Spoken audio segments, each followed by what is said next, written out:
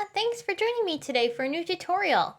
Today I'm going to be featuring some of our newest Simon Says stamp products and some fun Distress Oxide stamping and watercoloring for this really awesome background. Distress Oxides are such a unique medium for watercoloring because they give you such vibrant colors and they blend together really beautifully.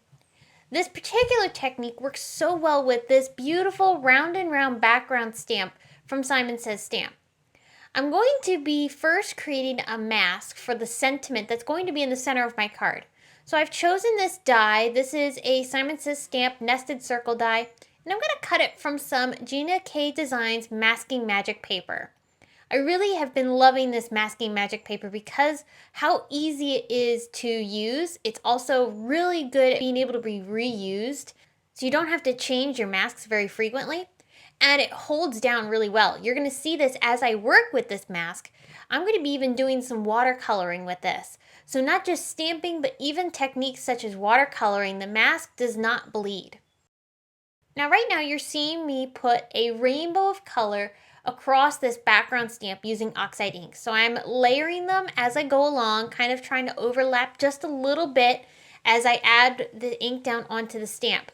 Now, if you have any ink from another color transfer onto the ink pad, just take a little paper towel and wipe off that excess ink. It's not going to hurt your stamp too much if you get just a small contamination of ink like this. I misted the ink just to get it reactivating and stamping really nice to get a really cool blend of color like this across my watercolor paper. I'm going to let this dry for a minute while I go ahead and add some Distress Oxide colors onto a palette. This palette is going to allow me to pick up the colors and watercolor into the different circles on this round and round background. Now, I really loved how not only these Oxide inks blend together, but how this looks. As I'm coloring, you'll notice that I'm working with similar colors in the areas that are already stamped in those colors. So for instance, in this purple area, I'm adding purple color, and I'm also going to be adding some peacock feathers. Those colors are going to blend together and create a really nice, beautiful look. And because we're doing this watercoloring with those same colors, this is giving us almost like a no-line type of coloring because we're using similar colors that we've already stamped with in those exact same areas. But the great thing is that this is so much easier to see versus traditional no-line coloring, which uses a very light ink.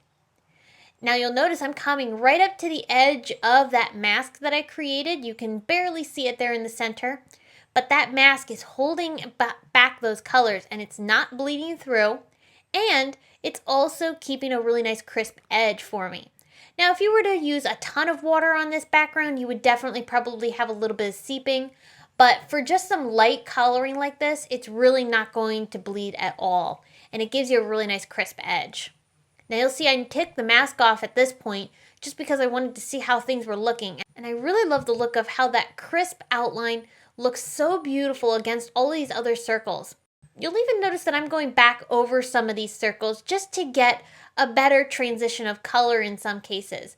I wanted things to have some really vibrant colors, so in places where maybe the color dried back a little too much and went too light, I went back in with a bit more darker and intenser color. But throughout all the watercoloring, I used the exact same inks that I stamped with. I did not add any other inks. Once my background is completely colored, you can see how this fun assortment of colors looks so awesome against this beautiful masking where we're going to be stamping this sentiment from the Say It All Friend stamp set. This is another new set from Simon. This really cool abstract is going to look great with the crisp black stamping that I'm going to be doing here.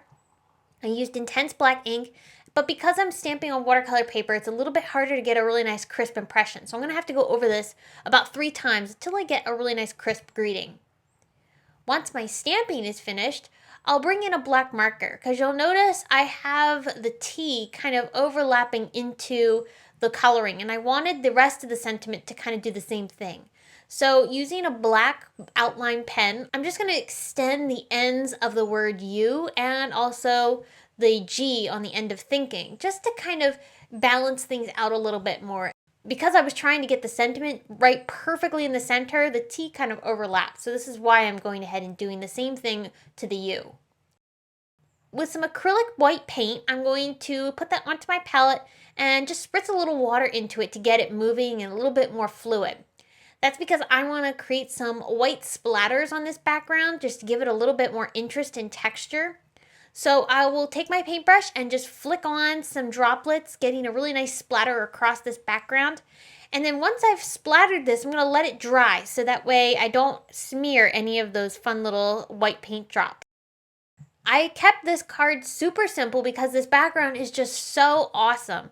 I decided to just add a secondary sentiment using that same Say It All Friends set, and I just stamped that with some embossing ink and heat set that onto some guava cardstock from Lawn Fawn.